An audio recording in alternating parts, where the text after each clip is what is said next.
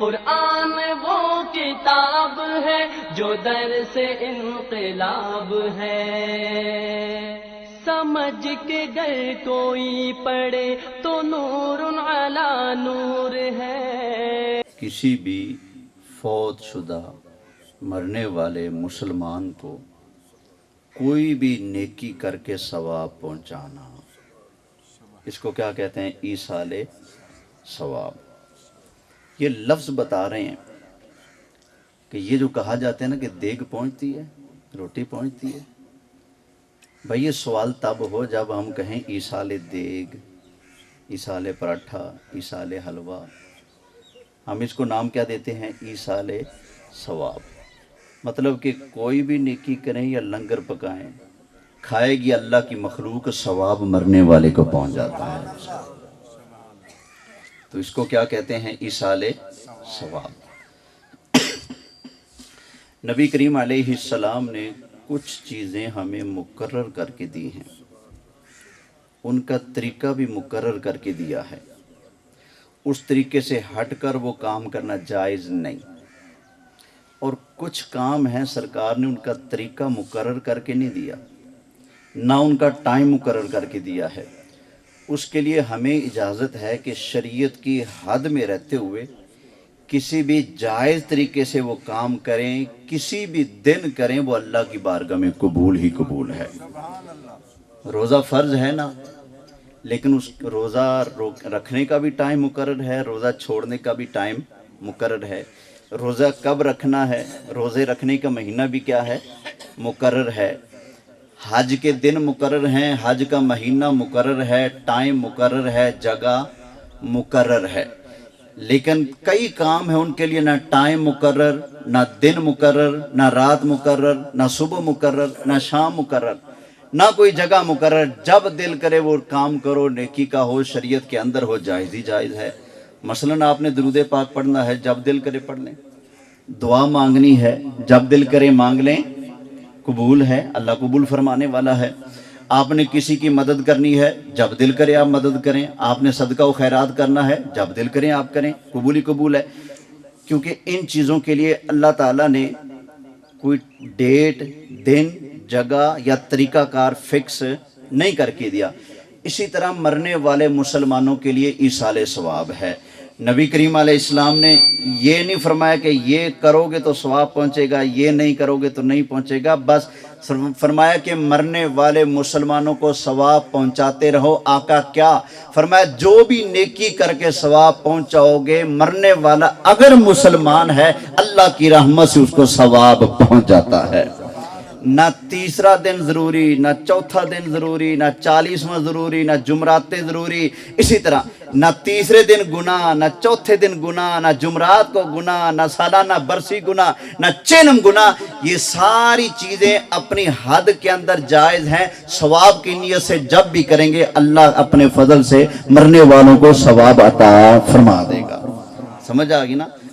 تو یہ جو چیزیں ہوتی ہیں نا، جن کا طریقہ کار مقرر نہیں ہوتا، جن کی ڈیٹ، تاریخ کوئی مقرر نہیں ہوتی، ان چیزوں کے کرنے کے حوالے سے شریعت نے ہمیں اختیار دیا ہوتا ہے۔ بھئی آپ کی سہولت ہے، ایصال ثواب کرنا چاہتے ہو، دوسرے دن سہولت ہے، دوسرے دن کر لو۔ تیسرے دن سہولت ہے تو تیسرے دن کر لو، تیسرے دن نہیں کر سکے چوتھے دن کر لو۔ جمعرات کو کرنا چاہتے ہو، جمعرات کو کر لو۔ 40ویں پہ کرنا چاہتے ہو، 40ویں پہ کر لو۔ سال کے بعد کرنا چاہتے ہو، سال کے بعد کر لو۔ کبھی بھی نہیں کرنا چاہتے، نہیں ہے پرسنلی تو بے شک نہ کرو۔ اس کے لیے ڈھیر سارا خرچہ، لنگر دیگیں ضروری تھوڑی ہیں۔ آپ کو جو آتا ہے آپ وہی پڑھیں، کہیں یا اللہ میرے ابا جی کو، امی جی کو ثواب پہنچا دے، ثواب پہنچ جائے گا۔ اتنا آسان ہے۔ کئی چیزیں ہم نے لوازمات اس میں داخل کر لیے، ہم نے کچھ چیزوں کو ضروری ٹھہرا لیا، وہ ہمارے ذاتی کر لینے سے اگر ہم اس کو لازم ٹھہرا لیں تو وہ اور بات ہے، وگرنہ شریعت کے اندر یہ حد بندی نہیں ہے کہ اتنا لنگر ہو پھر ہی ثواب پہنچے گا، اتنی دیگیں ہو پھر بھی پہنچے گا۔ بس یہ کہ نیت ثواب کی ہو، آپ خالی چنوں پر بھی ختم دلوا لیں، ثواب پہنچ جائے گا۔ نیت ثواب کی ہو، آپ جتنا مرضی کر لیں پھر بھی انشاءاللہ ثواب پہنچ جائے گا۔ تو یہ یاد رکھیے گا، یہ سمجھنا کہ تیسرے دن ہی ثواب پہنچتا ہے، بالکل غلط۔ اور یہ سمجھنا کہ آگے پیچھے ثواب پہنچتا ہے، تیجا دن کہاں سے آ گیا، تیسرے دن نہیں پہنچتا، یہ بھی غلط ہے۔ یہ سمجھنا کہ جمعرات کو ہی ثواب پہنچے گا، جمعرات کو ضروری ہے، اگر کوئی ایسا سمجھتا ہو وہ غلطی پر ہے۔ اسی طرح اگر کوئی کہے جی جمعرات کو نہیں پہنچتا آگے پیچھے پہنچے گا، وہ بھی کیا کر رہا ہے؟ غلطی پر ہے۔ کیوں بھئی رب رسول نے پابندی نہیں لگائی، ایصال ثواب کرنے کی دعوت دی ہے، جب موڈ بن جائے، جب سہولت ہو آپ ثواب پہنچائیں، اللہ کی رحمت سے ثواب پہنچ جاتا ہے۔ توجہ ہے جی؟ یہ کچھ میں نے اصلاح کی باتیں کرنی ہیں، پہلے بھی اصلاح ہی کی باتیں کرتا ہوں، تو پہلے کوشش ہوتی ہے کہ جو معترض ہیں، اعتراض کرنے والے ہیں، ان کو سمجھانے کی کوشش ہوتی ہے بھئی آپ اپنی غلطی دور کر لیں، ہماری گفتگو سن لیں، ہمارا جو موقف ہے، ہمارا جو نظریہ ہے، وہ عقیدہ جو ہے ہمارا، اس کو ٹھنڈے دل سے سن لیں، پھر آپ اپنی غلطی کو دور کر لیں۔ پہلے دوسروں سے بات ہوتی ہے، آج کچھ باتیں میں نے اپنے بھائیوں سے کرنی ہے، اپنے دوستوں سے کرنی ہے، بیگانہ کوئی بھی نہیں ہے تو سارے اپنے، لیکن انہوں نے کیا کریں، بیچ میں دیواریں بنا رکھی ہیں، تم مشرک ہو، تم بدعتی ہو، تم یہ ہو، تم وہ ہو، تو دیواریں، ہم تو کہتے ہیں ان دیواروں کو ٹانگ مار کر گراؤ، سائڈ پہ کرو، کیوں ہمارے اوپر بدعت کا فتویٰ لگاتے ہو، کیوں ہمیں مشرک کہتے ہو، ساری چیزیں اٹھا کر پھینکو سائڈ پہ، ہم مصطفیٰ کے غلام ہیں، چلو ہمارے ساتھ مل کر تم بھی سرکار کے گن گایا کرو، انشاءاللہ سرکار بازو سے پکڑ کر جنت میں داخل فرما دیں گے۔ توجہ ہے جی؟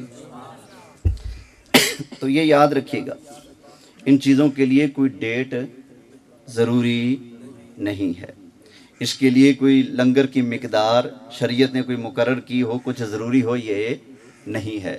آپ جا رہے ہیں نا راستے میں، کوئی کانٹا پڑا ہوا تھا، آپ کے دل میں خیال آ گیا یار کوئی مسلمان گزرے گا، پاؤں میں لگے گا تو تکلیف ہوگی، چلو کسی کو تکلیف سے بچانے کے لیے کانٹا اٹھایا، سائڈ پہ کر دیا، ثواب کا کام ہے کہ نہیں؟ بولیے۔ میرے آقا علیہ السلام فرماتے ہیں جب میں معراج کی رات جنت میں گیا، میں نے اپنی امت کے ثواب کو دیکھا، میرا کوئی امتی اگر راستے سے کسی کانٹے کو اٹھا کر سائڈ پہ کر دیتا ہے، فرمایا اس پر جو اللہ نے ثواب کی پنڈ عطا فرمانی ہے، وہ ثواب بھی میں معراج کی رات جنت میں دیکھ کر آیا ہوں، تو اس پر بھی اللہ ثواب عطا فرماتا ہے نا۔ تو آپ نے کانٹا اٹھایا، آپ نے اینٹ اٹھائی راستے سے کہ کسی آنے جانے والے کو تکلیف نہ ہو، آپ نیت کر لیں یا اللہ اس کا ثواب میرے ابا جی کو پہنچا دو، اللہ کی رحمت سے ثواب اس کا بھی پہنچ جائے گا۔ سمجھ آ گئی نا؟ آپ نے نماز پڑھنی ہے، صبح اٹھے نماز پڑھی، نماز تو ویسے پڑھنی تھی، اس پر ثواب ملتا ہے کہ نہیں ملتا؟ نماز پڑھنے پر ثواب ملتا ہے۔ آپ نے نیت کر لی یا اللہ میں نے تیری ڈیوٹی ادا کی، نماز ادا کی ہے، فرض میں نے نبھایا ہے، نماز پڑھنے کی تو نے توفیق بخشی ہے، یا اللہ اس پر جو ثواب ملنا ہے وہ میری امی جی کی روح کو پہنچا دے۔ لو جی آپ نے نماز تو پڑھنی تھی، ثواب تو آپ کو رب نے دینا ہے اپنے فضل اور کرم سے، لیکن جتنا ثواب اللہ آپ کو عطا فرمائے گا، جس کے ایصال ثواب کی آپ نے نیت کر لی، اتنا ثواب آپ کے ثواب میں کٹوتی کیے بغیر اللہ ان کو بھی عطا فرما دے گا۔ آپ نے قربانی کرنی ہوتی سال کے بعد، قربانی کرتے ہیں، اللہ توفیق دیتا ہے الحمدللہ، جن کے اوپر لازم ہے نہیں کرتے، اللہ ان کی سستیاں دور فرمائے، ان کو بھی کرنے کی توفیق دے۔ قربانی تو کرنی ہے، اللہ توفیق دے گا انشاءاللہ تعالی، اس پر اللہ کی رحمت سے جو ثواب ملنا ہے، آپ نیت کر لیں یا اللہ اس کا ثواب میرے ابا جی کو پہنچا دے، میری امی جان کو پہنچا دے، ہمارے فلاں بزرگ کو پہنچا دو، تو آپ کے ثواب میں کٹوتی کیے بغیر اتنا ہی ثواب اللہ ان کو پہنچا دے گا۔ تو یہ رب کی مہربانیاں دیکھیں، ہمارے ثواب کے اندر کوئی کمی بولیے نہیں آتے، اتنا ہی ثواب اللہ تعالیٰ مرنے والے کو پہنچا دیتا ہے۔ اس پر ایک حدیث سن لیں، اللہ کے محبوب علیہ السلام ارشاد فرماتے ہیں جو مسلمانوں کے قبرستان میں سے گزرے اور وہ 11 مرتبہ سورہ اخلاص، کتنی مرتبہ؟ یہ ذرا توجہ سے سن لیں، حدیث سنا رہا ہوں، مودودی صاحب نے تفہیم القرآن کے اندر بھی اس حدیث کو لکھا ہے۔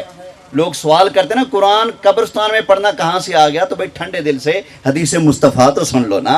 اللہ کے محبوب علیہ السلام نے فرمایا جو مسلمان کسی قبرستان میں سے گزرے اور وہ 11 مرتبہ کل شریف، کیا 11 مرتبہ کل شریف کسے کہتے ہیں؟ سورہ اخلاص کو، قل هو اللہ अहद, इस सूरत को फरमाया 11 मरतबा कुल शरीफ पढ़कर, सूरह इखलास पढ़कर सारे कब्रिस्तान वालों को अगर इसाले सवाब कर दे, फरमाया जितना सवाब अल्लाह ताला उस पढ़ने वाले को अता फरमाएगा, उतना सवाब अल्लाह ताला हर कब्र वाले को उसके सवाब में कटौती किए बगैर अता फरमाएगा। समझ आ गई ना? आपको उतना सवाब मिल रहा है, लेकिन अल्लाह उतना ही सवाब अकेले हर कब्र वाले को भी अता फरमाता है। सुभान अल्लाह है। जे मैं वेखा अमला वल्ले, कुछ नहीं मेरे पल्ले, जे मैं वेखा तेरी रहमत बल्ले, फिर बल्ले बल्ले बल्ले। अल्लाह हमें अपनी रहमत के बेबहा खजाने में से हमें भी हिस्सा अता फरमाए। तो ये याद रखें, फिर मैं दोहरा रहा हूं, तीजा ना ज़रूरी है ना गुनाह है, करेंगे तो सवाब है। अगर कोई नहीं कर पाया, अगर जायज़ समझता हो तो गुनाहगार नहीं, जायज़ समझता हो कर ना पाए तो गुनाहगार, करेगा तो क्या मिलेगा? सवाब मिलेगा। इसी तरह जुमरात का ख़त्म है, जायज़ समझता हो कि जायज़ है, क्योंकि अगर नाजायज़ समझेगा उसके लिए दलील शरई चाहिए। शरीयत की दलील है नाजायज़ होने की तो बात ठीक है, वगरना शरीयत पर इफ्तरा है, शरीयत के ऊपर बहतान है, शरीयत के ऊपर इल्ज़ाम है। अगर कोई बंदा अपनी ज़ाती राय से बगैर दलील के शरीयत के किसी मसले को हराम कहे, नाजायज़ कहे, अल्लाह की बारगाह में वो मुजरिम शुमार होता है। याद रखिएगा, अपनी मर्जी से हम किसी चीज़ को ना फ़र्ज करार दे सकते हैं, ना किसी चीज़ को अपनी मर्जी से हम नाजायज़ और हराम कह सकते हैं। जो फ़र्ज है वो फ़र्ज है, जो हराम है वो हराम है। जो चीज़ें ना फ़र्ज हैं ना हराम है बल्कि बीच में आती हैं, अल्लाह ने वो सारी चीज़ें मुसलमानों के लिए करनी जायज़ रखी हैं, सवाब ही सवाब है। समझ आ गई ना? समझाने के लिए एक दो मिसालें भी अर्ज कर देता हूं। ये क्या है भला गिलास में डाला मैंने? बोलिए, पानी है ना? इसका पीना जायज़ है कि नहीं? बोलिए। इसकी जगह बोतल डाल लूं पेप्सी की, फिर बोलिए कोका कोला डाल लूं, 7 अप डाल लूं, फिर भी क्या है? जूस डाल लूं, फिर भी क्या है? जायज़ है। लेकिन अगर इसमें शराब डाल लूं, फिर शराब नाजायज़ क्यों? इसलिए कि अल्लाह ने उसको नाजायज़ कहा है, अल्लाह ने उसको हराम कहा है। पानी जायज़ क्यों? अल्लाह ने इसको हराम नहीं कहा। पेप्सी, कोका कोला, चाय, ये चीज़ें, मरंडा जायज़ क्यों? इसलिए कि अल्लाह ने इनको हराम नहीं कहा। भाई नाजायज़ तब होता है जब अल्लाह नाजायज़ कहे, हराम तब होता है जब अल्लाह हराम कहे। जब अल्लाह हराम ना कहे, रसूलुल्लाह हराम ना कहे, वो सारी चीज़ें मुसलमानों के लिए जायज़ हैं। एक हदीस भी सुन लें। अबू दाऊद शरीफ में हदीस है, अल्लाह के प्यारे महबूब सल्लल्लाहु अलैहि वसल्लम के प्यारे चचा हज़रत अब्बास रदी अल्लाह ताला अन्हु के बेटे हज़रत अब्दुल्ला बिन अब्बास मुफस्सिर कुरान, जिन्होंने सबसे पहले कुरान की तफसीर लिखी। हज़रत अब्दुल्ला बिन अब्बास फरमाते हैं कि मक्का वालों की आदत थी, कुछ चीज़ों को हराम समझ के छोड़ देते थे और कुछ चीज़ों को, हालांकि वो हराम थी, हलाल समझ के इस्तेमाल करते थे। हलाल को हराम समझ के छोड़ देते और हराम को हलाल समझकर अपने इस्तेमाल में ले आते। फरमाया कि उन मक्का के लोगों में अल्लाह ने अपने महबूब को जलवागर फरमा दिया। तो नबी करीम अलैहिस्सलाम ने लोगों में आकर, मक्का वालों में आकर कुछ चीज़ों को हलाल करार दिया और कुछ चीज़ों को हराम करार दिया। फरमाते हैं कई चीज़ें ऐसी हैं जिनका अल्लाह ने भी नाम नहीं लिया, रसूलुल्लाह ने भी नाम नहीं लिया, ना हलाल की लिस्ट में ना हराम की लिस्ट में। वमा सकता अन्हु फहुवा अफ़वन। फरमाया जिन चीज़ों के बारे में अल्लाह भी चुप, अल्लाह का महबूब भी चुप, सहाबी रसूल फरमा रहे हैं वो सारी चीज़ें तुम्हारे लिए करनी जायज़ ही जायज़ हैं, उसके अंदर कोई नाजायज़ वाली बात नहीं। अल्लाह के महबूब अलैहिस्सलाम का इरशाद भी सुन लें। अल्लाह के महबूब अलैहिस्सलाम ने फरमाया अल्लाह ने कई चीज़ें हराम की, कई चीज़ें हलाल की और कई चीज़ें बीच में हैं। अल्लाह ने उनका नाम ही नहीं लिया, ना हलाल चीज़ों में उनको शुमार फरमाया, ना हराम चीज़ों के अंदर उनको शुमार फरमाया, उनका अल्लाह ने तज़किरा नहीं फरमाया। اللہ کے محبوب فرماتے ہیں رحمتم بکم، اللہ نے تمہارے اوپر وہ رحمت کی ہے، غیر نسیان، اللہ بھولا نہیں ہے، تمہارے اوپر مہربانی کرتے ہوئے جن چیزوں کا اللہ نے نام لیے نہیں لیا، اللہ نے وہ ساری چیزیں تمہارے لیے جائز قرار دی ہیں۔ جن چیزوں کا نام نہیں لیا وہ ساری چیزیں کیا ہیں؟ بولیے جائز ہیں۔ جس کو حرام کہا وہ حرام، اور جس کو حلال کہا وہ حلال، جو بیچ میں چیزیں رہ گئی وہ ساری کی ساری کیا ہیں؟ ہمارے لیے جائز ہیں، حلال ہیں۔ آگے تھوڑی سی مزید گفتگو کرنا چاہتا ہوں۔ ہمارے ہاں ایصال ثواب کی کئی صورتیں ہوتی ہیں، تو انہی میں سے ایک صورت ہے جس کو عرس کہا جاتا ہے۔ کیا کہا جاتا ہے؟ عرس۔ عرس کا معنی ہے شادی، اسی سے بنا ہے عروس، عروستن دلہن، عروس دولہا، عرس شادی۔ تو لوگ کہتے ہیں یہ کیا ہوا، بندہ مر گیا تم اس کو عرس کہہ رہے ہو، شادی کہہ رہے ہو۔ بھئی دیکھیں، شادی کو شادی کیوں کہتے ہیں؟ دو جدا لوگ آپس میں جب ملتے ہیں نکاح کے واسطے سے، تو اس کو کس چیز سے تعبیر کرتے ہیں؟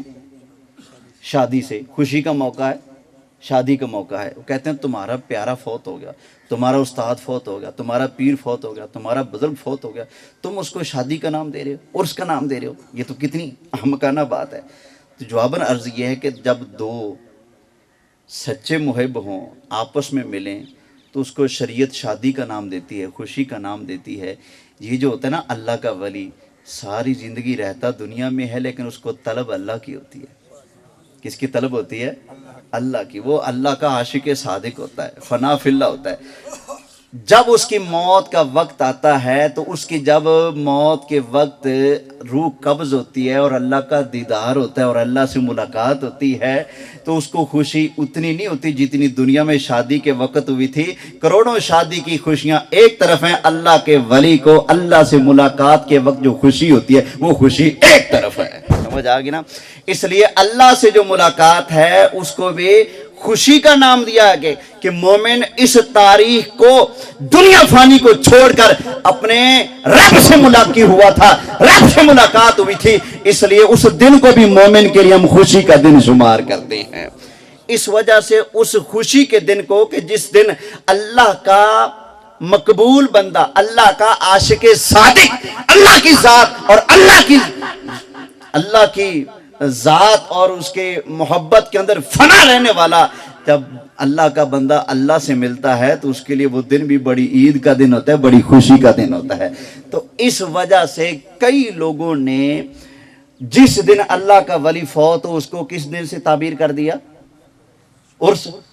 بھائی خوشی ہے، شادی کا دن ہے، خوشی کا دن ہے۔ ایک ہوتا ہے جب دو دنیا میں آپس میں ملے تو ان کے لیے شادی کا دن ہے، خوشی کا دن ہے۔ تو جب رب کا بندہ اپنے رب سے ملے، کائنات کی سب سے بڑی نعمت ہے، اس کو نصیب ہو تو بتائیے وہ دن اس کے لیے ان دنیا کی شادیوں سے بڑا خوشی کا دن ہے کہ نہیں؟ بولیے۔ اس لیے اس کو عرس سے تعبیر کیا جاتا ہے۔ لیکن ہمارے یہاں یہ لفظ بولنا کوئی ضروری نہیں۔ ہم نے کب کہا یہ لفظ بولو؟ نہیں بولنا، نہ بولو، آپ اس کو ایصال ثواب کہو، ایصال ثواب کہو۔ لیکن یہاں پر ایک المیہ یہ ہے کہ ہمارے ہاں عرس کے نام پر ڈھیر ساری خرافات شامل کر دی گئی ہیں۔ لوگ ہمارے اوپر اعتراض کرتے ہیں یہ عرس کے اوپر ڈھول کہاں سے آ گیا؟ بالکل جی، ہم کہتے ہیں یہ شیطانی عمل ہے۔ ہم نے کب کہا ڈھول بجاؤ؟ ہم کہتے ہیں جو یہ عرس وغیرہ کے موقع پر قبرستان میں یا مزارات کے اوپر جا کر گانے باجے، ڈانس، ڈھول، طبلے، یہ ساری چیزیں جو کرنے والے ہیں بالکل اللہ کی بارگاہ میں وہ گناہ گار ہیں۔ ان کا یہ عمل قابل تعریف ہے، بولیے، بلکہ قابل مذمت ہے۔ اللہ کبھی اہل سنت کی حکومت لائے پاکستان میں تو انشاءاللہ ہم سارے مزارات کو ان خرافات سے پاک کریں گے۔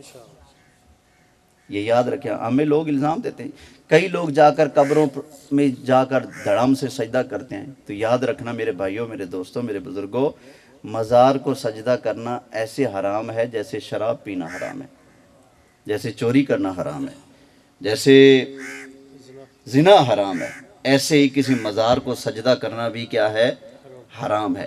اگر لائق عبادت مان کر قبر کو سجدہ کیا پھر ایمان سے گئے، اگر لائق عبادت نہیں مانا، ویسے کہا جی پیر ہیں، بابا جی ہیں، بزرگ ہیں، شان بڑی ہے اس لیے سجدہ کر رہا ہوں، تو ایسے حرام ہے جیسے چوری کرنا حرام، جیسے زنا حرام، جیسے شراب حرام. تو یہ کام ہماری شریعت کے اندر جائز نہیں ہے. یہ دیکھیں اللہ کی ساری مخلوق میں سب سے زیادہ شان اللہ نے کس کو عطا فرمائی ہے؟ بولیں اپنے حبیب صلی اللہ علیہ وآلہ وسلم کو. نبی کریم علیہ السلام تو وہ ہیں جن کے برابر کا نبیوں کی صف میں کوئی نہیں، تو مخلوق میں کوئی کیسے حضور کے برابر ہو سکتا ہے؟ ہماری شریعت کے اندر نبی کریم علیہ السلام کو بھی سجدہ جائز بولیے نہیں ہے. ایک نبی کریم علیہ السلام کے صحابی دوسرے ملک سے آئے، عرض کی آقا میں جہاں سے آیا ہوں وہاں لوگ اپنے بادشاہوں کو سجدہ کرتے ہیں، اپنے راجہ کو سجدے کرتے ہیں، اپنے حکمرانوں کو سجدہ کرتے ہیں، آقا میں ساری دنیا کے بادشاہ آپ کے قدموں پر قربان کر دوں. آقا جب بادشاہ کو سجدہ ہوتا ہے، آپ تو نبیوں کے بھی امام ہیں، آپ کو سجدہ کیوں نہ ہو؟ آقا ہمیں اجازت عطا فرمائیں کہ ہم آپ کو سجدہ کریں. نبی کریم علیہ السلام نے فرمایا میرے غلام ذرا مجھے اتنا بتا، آج میں دنیا میں حیات ہوں، کل کو میری وفات ہو جائے گی، میری قبر کے پاس سے گزرو گے، کیا میری قبر کو سجدہ کرو گے؟ عرض کیا آقا نہیں. فرمایا جس طرح میری قبر کو سجدہ نہیں کرو گے تو پھر آج بھی اب مجھے سجدہ نہ کرو. فرمایا ہماری شریعت کے اندر اگر اللہ کے علاوہ کسی اور کو سجدہ جائز ہوتا تو میں مصطفیٰ حکم دیتا خاتون کو کہ وہ اپنے مرد کو سجدہ کرے. پتہ چلا ہماری شریعت کے اندر کسی اور کو سجدہ جائز بولیں ذرا. سب کا ایمان ہے؟ ذرا ہاتھ کھڑا کر کے گواہی دے لیں تاکہ کوئی ہمیں قبر پرست کہنے والا سن رہا ہو، دیکھ رہا ہو تو سن لے. بھائی ہم قبر کے پجاری نہیں، جو قبر کو سجدہ کرے، زندہ کو مردہ کو، اللہ کے علاوہ کسی کو بھی سجدہ کرے ہم اس کو لعنتی کہتے ہیں. وہ رحمت کا حقدار نہیں، وہ گناہ گار ہے، لعنت کا حقدار ہے. ٹھیک ہے نا؟ اتفاق ہے سب کو. ہماری شریعت میں سجدہ کس کو ہے؟ صرف اللہ. بولیے اللہ کو. یہ علی شیروان میں نا یہ سال کے بعد وہاں وہ جو مزار شریف ہے، بابا جی کا کیا نام ہے بولا؟ بابا محمود جہان. ان کا عرس تھا اور اس مرتبہ بیان میرا رکھوا لیا انہوں نے. اچھا جی مجھے تھوڑا سا چبھتے رہتے ہیں عرسوں کے معاملات نا، جو کچھ وہاں ہوتے ہیں تو میں ایڈوانس پہنچ گیا. بھئی دیکھو سیکھ کیا کرتب کرنے ہیں، کیا کچھ ہونا ہے. میں وہاں جا کر پہلے جا کر بیٹھ گیا تو ماشاءاللہ ڈھول بجتا آیا، تو ڈانس ہوتا ہے، تو سارا کچھ ہوتا ہے. تو نہ قبرستان کا لحاظ نہ کسی اور چیز کا لحاظ، پوری دھوم دھام کے ساتھ آ کر بابا جی کے مزار کے اوپر بھی ڈھول بجایا، وہاں بھی جھمبر شمبر ہوا، جو کچھ ہوا. پھر دعا ہوئی یا اللہ جو کچھ ہم نے نیکیاں کی اس کا ثواب بابا جی کو پہنچا دی. وہ نیکی کی تھی؟ بولیں وہ نیکی کی تھی؟ اچھا جی میری تقریر کی باری آئی.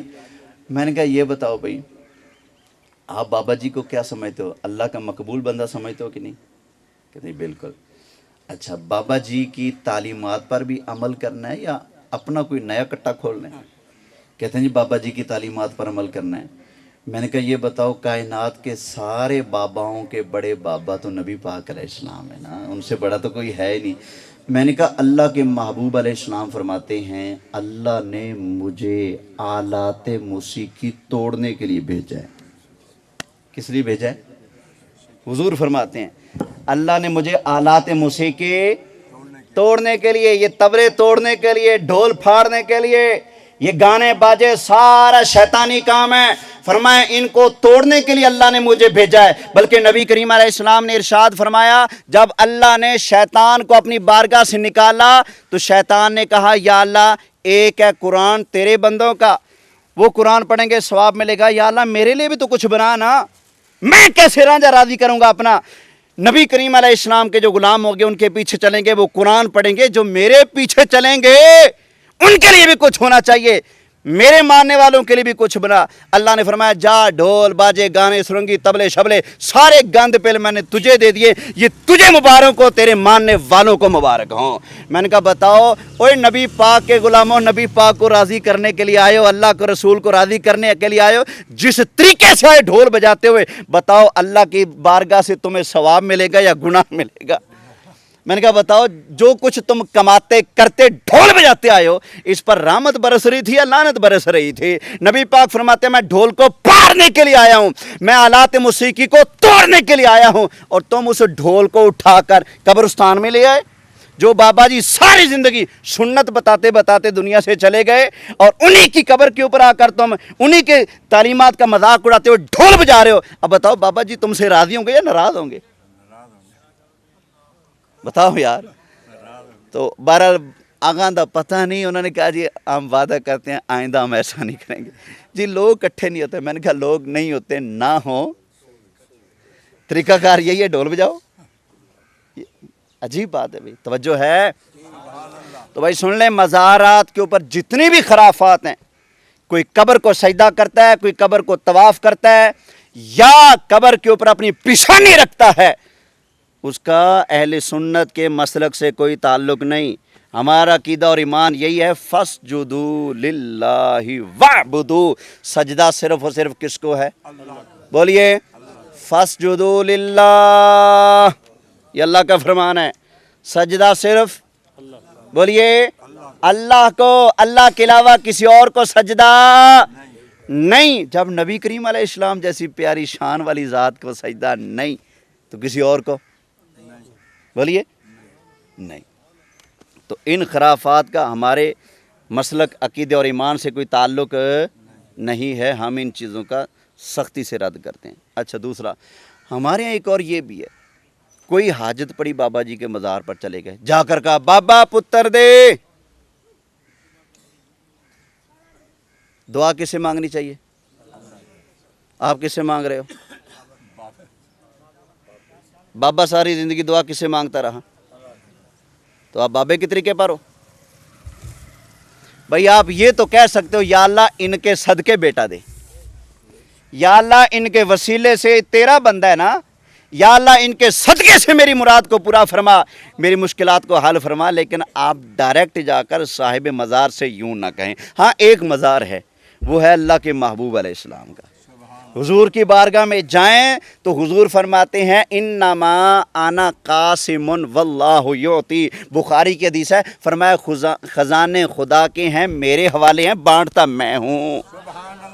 तो ये देखें ना, ये लंगर है ना, ये अभी बांटने की बारी आए तो मेरे हाथ में हो, तो मैं दे रहा हूँ। है तो इनका ना, जिनका प्यारा फौत हो गया, उनकी तरफ से हवाले मेरे हो, मैं बांट रहा हूँ। तो आप मुझसे मांगेंगे कि नहीं मांगेंगे? बोलिए, क्योंकि हवाले मेरे है तो मुझसे मांगना सही या गलत? सही। बस इतना फ़र्क होगा, आप मुझे उनका नुमाइंदा समझ के मांगेंगे, मालिक समझ कर नहीं। तो ऐसे ही ख़जाने खुदा के हैं, हवाले मुस्तफ़ा के हैं। हम नबी करीम अलैहिस्सलाम को अल्लाह के ख़जानों का अमीन समझते हैं। या रसूल अल्लाह, अल्लाह ने आपको अता फरमाए हैं बांटने के लिए, तो रब के दिए ख़जानों से आका हमें अता फरमाए हैं। तो ये जो है ना, डायरेक्ट जाकर साहिब मज़ार से कहना, ये शान सरकार के साथ रखें, ठीक है ना। बाकियों के बुज़ुर्गों के मज़ारात पर जाएं, उनको इसाले सवाब करें, उनकी रूहानी तवज्जो का सवाल कर लें, और ये कहें कि या अल्लाह इनके सदके अता फरमा, ठीक है ना। तो इन चीज़ों का थोड़ा सा लिहाज कर। अल्लाह की बारगाह में दुआ है, अल्लाह ताला जो कुछ मैंने मारूज़ात पेश की हैं, इस पर अल्लाह हमें अमल की तौफीक अता फरमाए। अल्लाह हमें तौफीक दे कि हमारी पेशानी अपने रब के आगे झुके। आमीन, आमीन। रोज़ाना 5 टाइम नमाज़ों की पाबंदी बनाए, गैरुल्लाह के आगे माथा नहीं टिकाना। माथा किसके आगे झुकाना है? बोलिए अल्लाह के आगे। या अल्लाह हमें नमाज़ों की तौफीक अता फरमा, नबी करीम अलैहिस्सलाम की तालीमात पर अमल करने वाला बना, और हमें गाने बाजे आलात मौसीकी से या अल्लाह हमें नफ़रत अता फरमा। पहले कवालों से हमें जान नहीं छुटी थी, अब तो नात खान भी कवालियों के भी बाप आ गए हैं। ऐसे ऐसे अजीब बेढंगे लिबास पहनकर पता नहीं क्या क्या कुछ कर रहे हैं यार। क्या करें यार, हम लोग समझते ही नहीं, समझा कर थक गए। और फिर चलो यार, लिबास तुम्हारा, तुमने हिसाब देना अल्लाह को, जैसा मर्जी पहन के आ गए हो, चमक छल्लो बन के आ गए हो, चलो पढ़ो तो वो जो शरीयत के मुताबिक हो। पढ़ना भी ऐसा है जिसमें दीन का मजाक और शरीयत का मजाक और पता नहीं क्या क्या गुल खिलाए जाते हैं।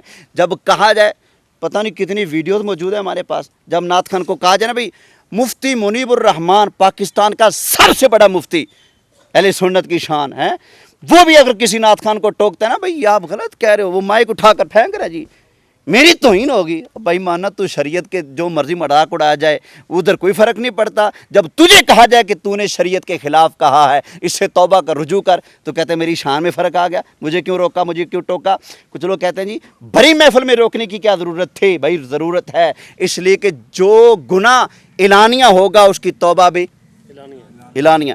یہاں اگر میں یہاں بیٹھا غلطی کروں نا، غلط مسئلہ بیان کر دوں، مجھے بعد میں پتہ لگے تو میرے اوپر لازم ہے میں توبہ بھی مجمع میں کروں، کیوں؟ اس لیے کہ ایک غلط بات 1000 لوگوں تک چلی گئی ہے، اگر میں کمرے میں بیٹھ کے توبہ کروں گا تو 1000 ذہنوں میں جو غلط مسئلہ چلا گیا وہ کیسے صحیح ہوگا؟ اس لیے اگر غلطی اعلانیہ ہے تو اس کی توبہ بھی، اس کی اصلاح بھی اعلانیہ ہوگی۔ اللہ ہمیں عمل کی توفیق عطا فرمائے۔ وما علیہ الا البلاغ المبین۔